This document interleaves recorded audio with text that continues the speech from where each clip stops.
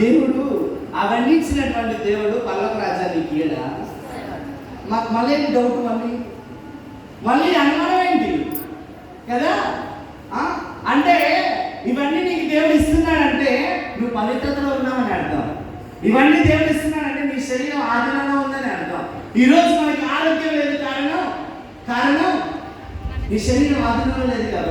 సరిగా లేవంటే అన్నపానం అంటే ఏంటి?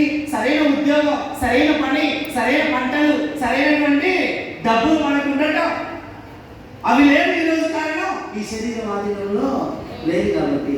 మార్గ మధ్యలో మనం పోతున్నాం, యాక్సిడెంట్ కొట్టి వెళ్ళిపోతున్నాం, ఓకే, ఆత్మహత్య చేసుకుని వెళ్ళిపోతున్నాం, ఓకే, మత్తు ఆగి వెళ్ళిపోతూ ఉన్నాం.